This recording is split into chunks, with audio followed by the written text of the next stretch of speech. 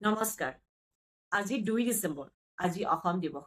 আৰু আজিৰ দিনটোতে ১২২৮ চনতে আহোম ৰাজ্যৰ প্ৰতিষ্ঠাপক, আহোম ৰাজ্যৰ প্ৰথমজন ৰজা স্বৰ্গদেউ চাওলুং চুকাফা আহি অসম পাইছিলহি। তেওঁ আহিছিল ১২১৫ চনতে। ১২১৫ চনতে তেখেতে যাত্ৰা আৰম্ভ কৰিছিল। বৰ্তমানৰ চাইনাৰ ইউনান প্ৰদেশ, তেতিয়া তাত মৌমাও বুলি এখন ৰাজ্য আছিল।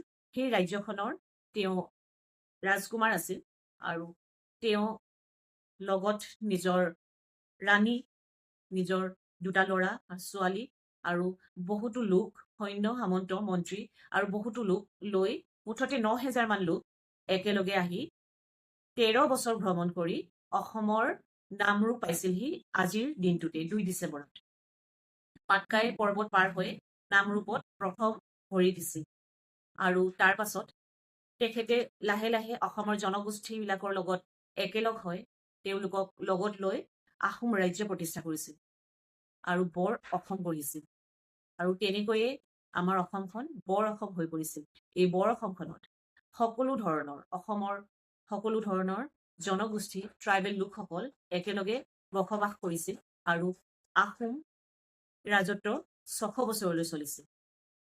আৰু এই আজিৰ ২ ডিচেম্বৰ দিনটোত আমাৰ স্বৰ্গদেউ চাওলুং চুকাফা অসম আহি পোৱা এই পুণ্য দিনটোত অসম দিৱস হিচাপে পালন কৰা হয় আৰু ১৯৯৬ চনৰ পৰাই অসম দিৱস পালন কৰা হয় অফিচিয়েলি।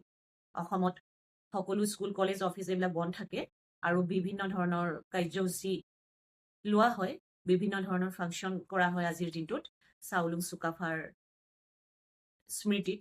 আৰু বৰ অসম আজিৰ পৰাই ১২২৮ চনৰ ২ ডিচেম্বৰৰ পৰাই বৰ অসম গঢ়া বুলি ধৰা হয়। আৰু আজিৰ এই পুণ্য দিনটোত মই সকলো অসমবাসীলৈ অসম দিৱসৰ শুভেচ্ছা যাচিলোঁ আৰু মোৰ প্ৰণাম যাচিছোঁ স্বৰ্গদেউ চাওলুং চুকাফাক। Thank U.